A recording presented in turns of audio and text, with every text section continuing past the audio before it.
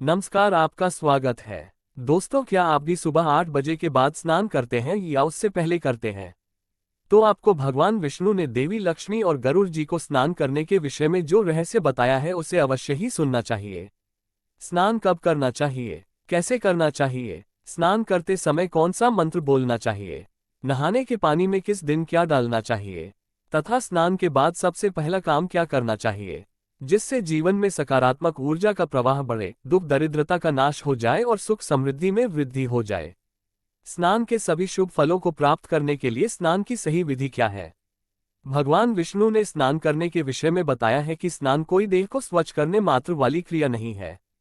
इसके सहस्र लाभ हैं। यदि सही विधि से स्नान किया जाए तो मनुष्य जीवन में कभी रोगी नहीं होगी, कभी दुखी नहीं होगा और कभी दरिद्री नहीं रहेगा। तो चलिए बिना देरी किए आपको बताते हैं भगवान विष्णु ने स्नान के विषय में कौन सा महत्वपूर्ण ज्ञान देवी लक्ष्मी और गरुड़ जी को दिया है। दोस्तों, एक बार क्षीर सागर में शेषनाग की शैया पर भगवान विष्णु और देवी लक्ष्मी विराजमान थे।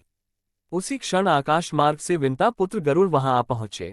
गरुड़ ने दूर से ही भगवान विष्णु और माता लक्ष्मी को दर्शन करते हुए विनम्रता पूर्वक प्रणाम किया और समीप आए।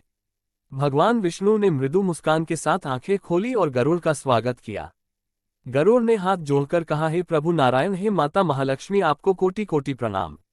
भगवान विष्णु ने प्रेम पूर्वक गरुड़ से पूछा, हे गरुड़, तुम्हारा स्वागत है। तुम्हारे चेहरे पर शंका दिखाई पड़ रही है, बताओ तुम्हारी निराशा का क्या कारण है? गरुड़ उत्सुकतापूर्ण स्वर में बोला, हे प्रभु, मैं अभी अभी पृथ्वी लोक का भ्रमण करके लौटा हूँ। वहां मैंने अनेक मनुष्यों को देखा जो प्रतिदिन स्नान तो करते हैं फिर भी दुखी और क्लेशपूर्ण जीवन जीते हैं। वे मनुष्य प्रतिदिन प्रातः स्नान करते हैं, फिर भी उनके दुर्दिन दूर क्यों नहीं होते? उनके दुखी रहने का क्या कारण है? कुछ क्षण रुककर गरुड़ ने दूसरी जिज्ञासा प्रकट की, हे प्रभु, कृपया मुझे ये बताइए कि स्नान करने की सर्वोत्तम विधि क्या है? मनुष्य को स्नान कब और कैसे करना चाहिए? फिर गरुड़ ने माता लक्ष्मी की ओर देखकर कहा, हे माँ लक्ष्मी, पृथ्वी लोक में अनेक स्त्रियां नित्य प्रति स्नान कर आपकी पूजा अर्चना करती हैं, किंतु फिर भी उनके घर में आपका वास नहीं होता।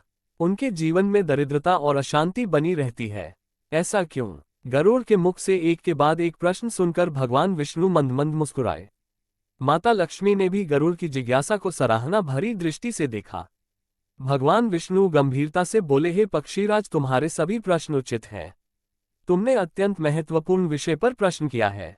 स्नान मानव जीवन का एक अनिवार्य कर्म है।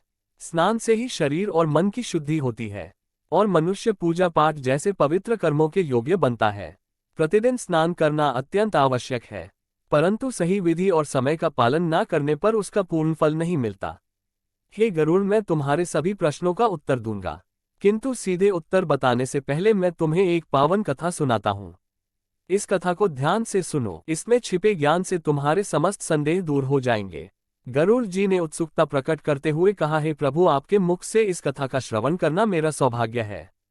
कृपया मुझे वह कथा सुनाइए, मैंने इसे ध्यान से पूरा सुनूंगा। फिर भगवान विष्णु गरुड़ जी को वह कथा सुनाते हैं जो आज मैं आपको सुनाने जा रही हूँ। इस कथा को सुनने मात्र से ही समस्त तीर्थों में एक साथ स्नान करने का पुण्य मिलता है, इसीलिए आप इस कथा को ध्यान से पूरा जरूर सुने। प्राचीन काल की बात है। सौरी मध्य देश में एक अत्यंत सुंदर नगर बसा हुआ था। उस नगर में एक परम धनवान सेठ निवास करता था। उस सेठ के वैभव की चमक दूर दूर तक फैली थी। उसके महल जैसे घर में किसी भौतिक सुख की कमी ना थी। ईश्वर की कृपा से उसके यहाँ 3 सुंदर कन्याओं ने जन्म लिया था। सेठ ने अपनी तीनों पुत्रियों को बड़े लाड़ प्यार से पाला। उनकी हर इच्छा पूरी की जाती। उन्हें रेशमी वस्त्र, आभूषण और सुख सुविधाओं से भरपूर जीवन मिला। तीनों बहनें रूप और यौवन में अनुपम थी और चंचल स्वभाव से सबका मन मोह लेती थी। किंतु अपनी संतानों को अपार सुख देने के उत्साह में सेठ एक बात भूल गया।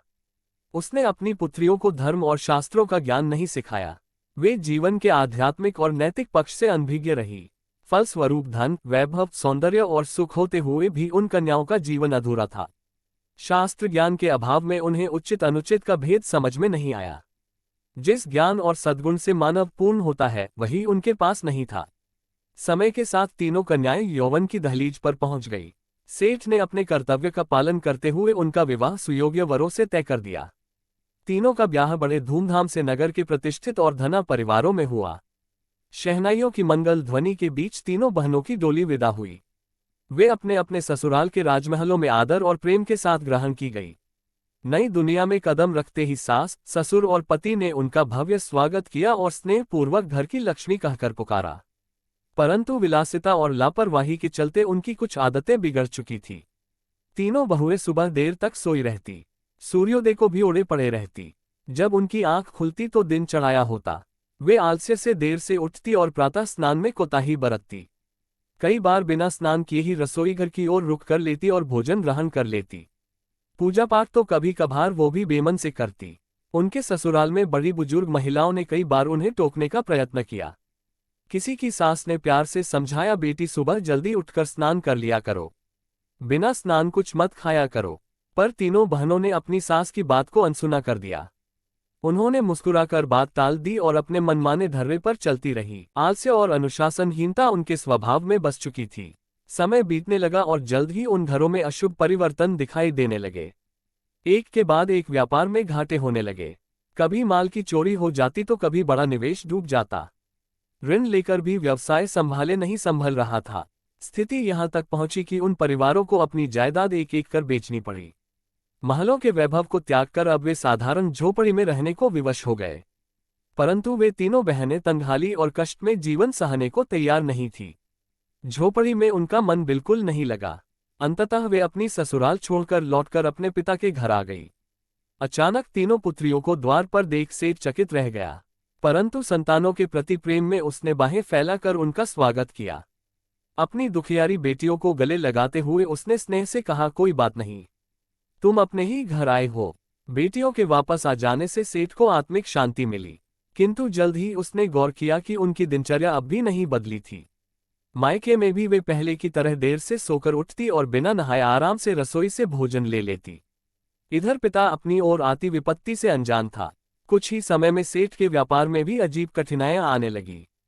सौदे विफल होने लगे, बाजार में उसकी विश्वसनीयता घटने लगी और धन हानि का सिलसिला शुरू हो गया। दिनों दिन हालत बिगड़ती गई। सेठ अचरज में था कि ऐसा कैसे हो रहा है। उसके समृद्ध व्यापार में हानि ही हानि क्यों हो रही है। उसे समझ नहीं आया कि यह अनर्थ किस कारण घट रहा है। अंततः हताश होकर सेठ ने ईश्वर का स्मरण किया। रोज की चिंताओं ने उसे तोड़सा दिया था। एक रात वह सितारों भरे आकाश की ओर देखकर बोला, है प्रभु, ये कैसी विपत्ति है, मेरा तो सब कुछ उजड़ता जा रहा है, कोई राह दिखाओ। उसकी आंखों से आंसू टपक पड़े। उस दुख भरी पुकार के कुछ ही समय बाद एक दिन सेठ के द्वार पर एक दिव्य तेजस्वी साधु पधारे। साधु वेशधारी कोई और नहीं, स्वयं भगवान विष्णु थे, जो सेठ की विपदा हरने मानव रूप में आए थे। साधु के रूप में विष्णु के मस्तक पर जटाजूट सुशोभित थी। आंखों में करुणा का सागर लहरा रहा था। उनकी देह से एक दिव्य आभा प्रस्फुटित हो रही थी। जैसे ही सेठ ने उन्हें देहरी पर देखा, उसके मन को एक अनूठी शांति का अनुभव हुआ। सेठ भागा हुआ आया और श्रद्धापूर्वक साधु महाराज को भीतर आमंत्रित किया। आदर पूर्वक उनके चरणों को प्रणाम कर आसन दिया और स्वयं हाथ जोड़कर विनीत भाव से सामने खड़ा हो गया। साधु ने प्रेम पूर्वक उसका अभिवादन स्वीकार किया। सेठ ने तुरंत एक ताम्र पात्र में जल लाकर उनके चरण धोए। उस जल से उठती पवित्रता मानो समस्त घर में फैल गई। सेठ ने भरे मन से कहा, स्वामी, आपने मेरे द्वार आने का कष्ट किया, मेरा जीवन धन्य हो गया। दिव्य पुरुष ने सेठ के मुख की उदासी को तार लिया और स्नेह भरे स्वर में पूछा, वत्स, तुम्हारे चेहरे पर चिंता की रेखाएं स्पष्ट है, मुझे अपने हृदय का दुख बताओ। सेठ का जैसे बांध टूट गया। उसने अवरुद्ध कंठ से अपनी आपबीती सुना डाली। स्वामी, कभी मेरा घर धन धान्य से भरा था। 3 पुत्रियों के विवाह धूमधाम से किए, पर उनके ससुराल में प्रवेश करते ही वहां विपदा आ गई। सेठ ने आगे कहा, उनके पतियों का व्यापार चौपट हो गया, परिवार कंगाल हो गए। मेरी बेटियां दुखी होकर मायके लौट आए। सोचा यहां सुख से रहेंगी, परंतु प्रभु की लीला देखिए, अब मेरे अपने व्यापार में भी भारी नुकसान होने लगा है। सेठ ने अपनी बेटियों को भी पास बुला लिया। तीनों झुकी नजरों और व्याकुल हृदय से साधु के सामने खड़ी हो गई। सेठ बोला, महाराज, यही मेरी बेटियां हैं जिनके भाग्य का पता नहीं कैसा उल्टा चक्र चल पड़ा है। साधु ने ध्यान मग्न दृष्टि उन तीनों पर डाली। कुछ पल में ही उन्हें दिव्य ज्ञान से सब भेद दिख गया। उन्होंने देखा कि उन बहनों के चारों ओर घोर तिमिर का एक नकारात्मक घेरा मंडरा रहा है। वो नकारात्मक ऊर्जा उनका पीछा एक साए की तरह कर रही थी। जहां जाती थी वहीं अंधकार छा जाता था। साधु का हृदय करुणा से भर उठा। साधु ने गंभीर स्वर में सेठ से कहा, वत्स, तुम्हारी इन तीनों पुत्रियों की अपनी ही आदतों ने इनका भाग्य बिगाड़ा है। इनकी आलसी दिनचर्या और अशुद्ध आचरण के कारण ही इनके चारों ओर दुर्भाग्य ने घेरा बनाया है। तीनों बहनें हतप्रभ होकर साधु को निहारने लगी। साधु बोले, ये सुबह देर से उठती हैं, सूरज उगने के काफी बाद आलस्य से स्नान करती हैं या कभी कभी बिना स्नान भोजन कर लेती हैं। उनके इस अशुद्ध आचरण ने इनके चारों ओर तमस का कवच खड़ा कर दिया है। साधु ने आगे समझाया, मनुष्य जब स्वच्छता और समय का ध्यान नहीं रखता तो उसके इर्द गिर्द नकारात्मक शक्तियां इकट्ठी हो जाती हैं। इन्हीं शक्तियों का प्रभाव है कि जहां भी यह जाती है वहां क्लेश और दुर्भाग्य चला आता है। तीनों बहनें लज्जा और पछतावे से सिर झुकाए खड़ी थी। उन्हें अपनी भूल का आभास होने लगा था। उनकी आंखों में आंसू भर आए। मन ही मन वे सोचने लगी, हमसे बड़ी चूक हो गई। साधु ने तीनों बहनों और सेठ की ओर देखते हुए कहा, अब मैं तुम्हें कुछ अति महत्वपूर्ण बातें बताने जा रहा हूं। तुम सभी ध्यानपूर्वक सुनो और प्रतिदिन इनका पालन करो। यही तुम्हारी समस्याओं का समाधान है। साधु महाराज ने शास्त्रों का वर्णन करते हुए समझाया। स्नान कई प्रकार के होते हैं। मुख्यतः 4 प्रकार के शुभ स्नान बताए गए हैं: ब्रह्म स्नान, देव स्नान, ऋषि स्नान और मानव स्नान। इनके अतिरिक्त एक 5वां प्रकार दानव स्नान भी होता है, पर वह त्याज्य और अशुभ माना गया है। उन्होंने समझाया, पहला है ब्रह्म स्नान। ब्रह्म मुहूर्त में किया गया स्नान सर्वश्रेष्ठ माना गया है। ब्रह्म मुहूर्त अर्थात रात्रि का अंतिम प्रहर सूर्योदय से लगभग 1.5 से 2 घंटे पूर्व का समय, जब चारों ओर सृष्टि एक अलौकिक शांति में लीन होती है। साधु की वाणी गूंजने लगी। उस समय वातावरण में अद्भुत और चमत्कारिक ऊर्जा व्याप्त रहती है। इसे देवताओं का समय कहते हैं। इसी समय में देव चिंतन करते हुए स्नान करना ब्रह्म स्नान कहलाता है। ये स्नान मनुष्य के लिए सबसे पुण्यदायी होता है। उन्होंने कहा, ब्रह्म मुहूर्त में स्नान कर तत्पश्चात उदय होते सूर्य देव को अर्घ्य अर्पित करने से जीवन में सुख, समृद्धि और शांति आती है। उस जल की हर बूंद मानो तन और मन को ताजगी और सकारात्मक ऊर्जा से भर देती है। ऐसे स्नान से मनुष्य रोग व्याधि से दूर रहता है और उसका शरीर स्वस्थ एवं निरोगी बना रहता है। साधु ने आगे बताया, दूसरा है देव स्नान। प्रातः 5 से 6 बजे के मध्य किया जाने वाला स्नान देव स्नान कहलाता है। इस बेला में सभी पवित्र नदियों गंगा, यमुना आदि का स्मरण करते हुए जल में डुबकी लगानी चाहिए। उन्होंने समझाया, इस समय स्नान करने से मानव के शरीर में सकारात्मक ऊर्जा का संचार होता है। जल के प्रत्येक स्पर्श के साथ शरीर की सारी नकारात्मकता धुल जाती है। तन ही नहीं, मन भी शुद्ध और पवित्र हो जाता है। साधु बोले, देव स्नान का पालन करने वाले के जीवन में धन संपदा की वृद्धि होती है। उसे सभी भौतिक सुख प्राप्त होते हैं और उसके घर में लक्ष्मी जी का वास बना रहता है। साधु ने तीसरे प्रकार का उल्लेख किया।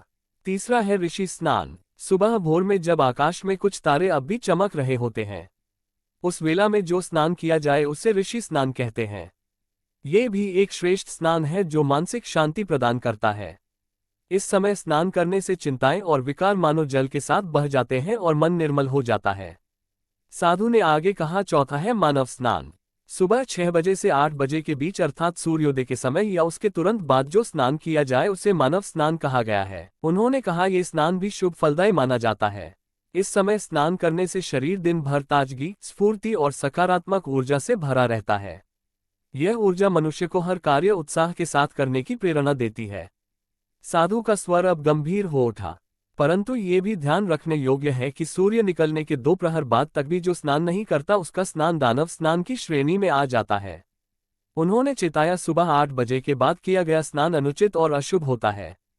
उस समय वातावरण में दैवीय ऊर्जा बहुत कम हो जाती है। ऐसे में स्नान करने वाले मनुष्य के तन मन में उत्साह और शक्ति का अभाव रहता है। साधु ने स्पष्ट शब्दों में कहा, जो लोग सूर्योदय के बहुत देर बाद तक आलस्य में पड़े रहते हैं और देर से स्नान करते हैं, वे दिन भर सुस्ती, क्रोध, द्वेष और चिड़चिड़ेपन से घिरे रहते हैं। आलस्य और अशुद्धि के कारण उनके शरीर में नकारात्मक शक्तियां घर कर लेती हैं और उनका दुर्भाग्य उनका पीछा करने लगता है। साधु ने सेठ की ओर देखकर कहा, तुम्हारी ये तीनों पुत्रियां प्रातः समय पर स्नान नहीं करती थी, सूर्योदय के बहुत बाद तक सोई रहती थी। इसी कारण इनके ससुराल की सारी समृद्धि नष्ट हो गई और अब इन्हीं की वजह से तुम्हारे घर की लक्ष्मी भी रूठ रही है। तीनों बहनों को अपने गलत आचरण का असली कारण अब समझ आ चुका था।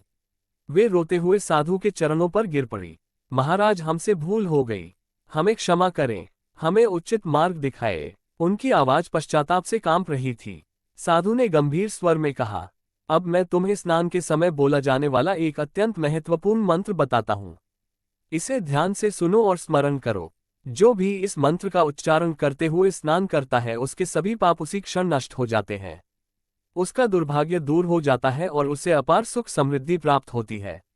गंगे च यमुने चैव गोदावरी सरस्वती नर्मदे सिंधु कावेरी जले अस्मिन् सन्निधिं कुरु। साधु ने मंत्र का अर्थ बताते हुए कहा, इसका भाव यह है कि हे पवित्र नदियों गंगा यमुना गोदावरी सरस्वती नर्मदा सिंधु और कावेरी, आप सब इस स्नान के जल में सन्निधि विराजमान हो। साधु मुस्कुराते हुए बोले, इस मंत्र का उच्चारण करते हुए स्नान करने से ऐसा पुण्य मिलता है मानो मनुष्य ने सभी तीर्थों में स्नान कर लिया हो।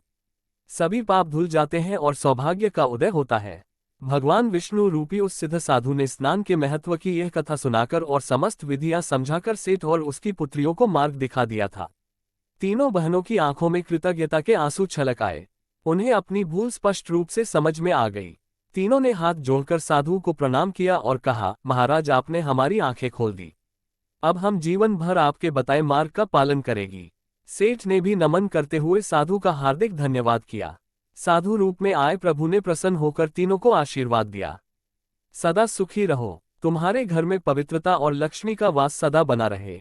सेठ ने पुनः उनके चरण छुए। पल भर में ही वह दिव्य साधु आंखों से ओझल हो गए। सेठ समझ गया कि स्वयं नारायण उनकी सहायता को आए थे। इसके पश्चात तीनों बेटियां अपने अपने ससुराल लौट गई। इस बार वे नववन के संकल्प के साथ गई थी। उन्होंने प्रभु द्वारा बताए गए स्नान के नियमों का कठोरता से पालन शुरू कर दिया। अब रोज तड़के ब्रह्म मुहूर्त में ही उनकी आंखें खुल जाती। निद्रा त्याग वे तुरंत पवित्र नदियों का स्मरण करते हुए स्नान करती। स्नान के पश्चात उदय होते सूर्य को ताम्र पात्र में जल भर अर्घ्य देती और श्रद्धा से भगवान का स्मरण करती। नित्य प्रातः स्नान से उनका शरीर और मन पवित्र हो गया। जो काली छाया उनके पीछे लगी थी वह धीरे धीरे पूरी तरह मिट गई। घरों का वातावरण फिर से शांत और सकारात्मक होने लगा। धीरे धीरे उनके पतियों के डूबते व्यापार को फिर से सहारा मिलने लगा। जिन सौदों में लगातार हानि हो रही थी वे अब लाभ देने लगे। घर में धन की बरकत लौट आए और खोया वैभव पुनः प्राप्त होने लगा। जो झोपड़ियां कभी अंधेरे और उदासी का अड्डा बन गई थी वहां अब दीपक की ज्योति फिर से चमक उठी। परिवारों में प्रसन्नता लौट आए। घर के बड़े बुजुर्ग बोले, लगता है घर की लक्ष्मी अब प्रसन्न होकर लौट आई है। भगवान विष्णु ये कथा सुनाकर मौन हुए। तुक्षशीर सागर में फिर वही शांति छा गई। गरुड़ मंत्रमुग्ध से ये सब सुनते रहे थे। अब उन्हें अपने सभी प्रश्नों का उत्तर मिल चुका था। माता लक्ष्मी ने कोमल स्वर में जोड़ते हुए कहा, जहां आलस्य, गंदगी और अशुद्धि रहती है वहां मेरा वास नहीं हो सकता। जो स्त्रियां नित्य स्नान तो करती है लेकिन यदि समय का पालन नहीं करती या विधि को पूरी तरह नहीं मानती वहां भी समृद्धि टिकती नहीं है। देवी बोली, मैं वहीं निवास करती हूँ जहां भोर के प्रकाश के साथ जागरण होता है। स्नान से तन मन पवित्र रखे जाते हैं और सच्ची श्रद्धा से ईश्वर का स्मरण होता है। गरुड़ ने हर्ष भरी विनम्रता के साथ भगवान विष्णु और माता लक्ष्मी को प्रणाम किया। उसने ऊंचे स्वर में जयकार किया, जय श्री हरि विष्णु, जय मां लक्ष्मी। आपकी कृपा से आज मेरा चित्त प्रकाश से भर गया। इसलिए हमें भी आलस्य त्याग कर नित्य प्रति सूर्योदय से पूर्व उठकर स्नान करना चाहिए। तब ईश्वर की आराधना एवं स्मरण करने से हमारे जीवन में सदा पवित्रता, सकारात्मक ऊर्जा और मां लक्ष्मी की कृपा बनी रहेगी। तो दोस्तों, आपको ये कथा कैसी लगी कमेंट करके अवश्य बताएं। जानकारी अच्छी लगी तो वीडियो को लाइक जरूर करें और चैनल ज्ञान सागर को सब्सक्राइब करना ना भूलें।